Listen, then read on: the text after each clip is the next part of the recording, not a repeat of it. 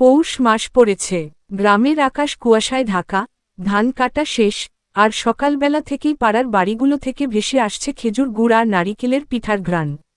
ছোট্ট শানু তার বারান্দায় দাঁড়িয়ে বারবার নাক উঁচু করে শুকছে।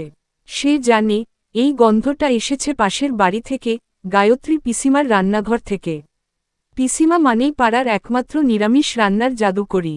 কে বলবে নিরামিষে এত স্বাদ হয়? দুধ, নারিকেল, গুড় আর আতপ চাল দিয়ে যে এমন স্বর্গীয় পাটিসাপটা বানানো যায়, এটা না খেলে বোঝা যায় না। শানু হঠাৎ দৌড়ে নিজের মায়ের কাছে এসে বলল, মা, পাশের বাড়ির পিঠার গন্ধ পেয়েছ? কি দারুণ না! তার মা, সুমিত্রা দেবী, তখন কলাপাতা ধুচ্ছিলেন। হেসে বললেন, পেয়েছি তো, গায়ত্রীদি তো আজ সকাল 6টা থেকেই ব্যস্ত।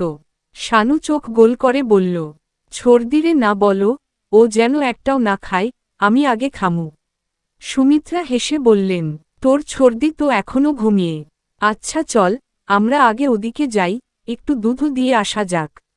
বাড়ির ছোট্ট হাড়ি ভর্তি গরুর দুধ আর পাটালি গুড় নিয়ে মা ছেলে হাজির হল গায়ত্রী পিসিমার দরজায়। পিসিমা দরজা খুলেই বললেন, আরে শানু, এসেছিস? ভাবছিলাম কখন আসবি।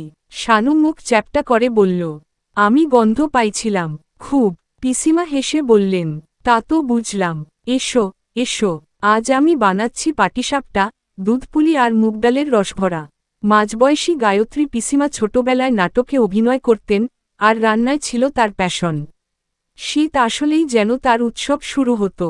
শানু চেয়ারে বসতেই এক প্লেটে 3টা গরম গরম পিঠা এনে তার সামনে রাখলেন, সঙ্গে এক গ্লাস গরম দুধ।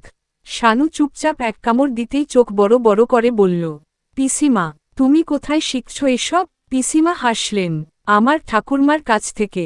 তখন তো গ্যাস ছিল না, মাটির উনুনে কঞ্চির আগুনে পিঠা হতো। সেই স্মৃতিই বাঁচিয়ে রাখছি। সুমিত্রা বললেন, গায়ত্রীদি, তুমি এক কাজ করো, স্কুলে না একটা শীতের পিঠা দিবস চালু করো। বাচ্চারা বানাবে, শেখাবে, খাবে। পিসিমা উৎসাহে চোখ চকচক করে বললেন, বাহ, দারুণ ভাবনা তো। শানু কি শিখবে?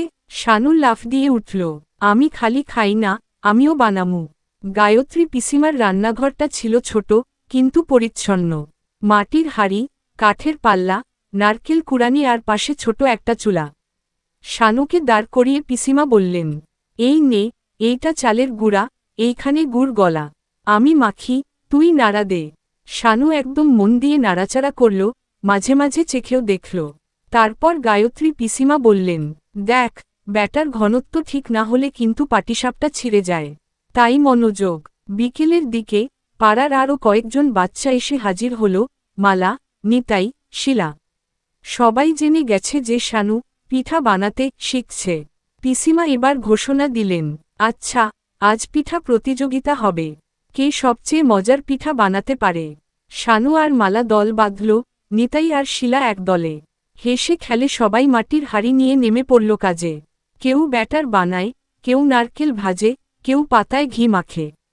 সন্ধ্যায় চারদিক যখন কুয়াশায় ঢেকে গেছে, তখন গায়ত্রী পিসিমার উঠোনে ছোট্ট একটা দেউড়ি লাগানো হলো, সবার বানানো পিঠা তাতে সাজানো হলো। পিসিমা এক একটা পিঠা খেয়ে বিচার করলেন।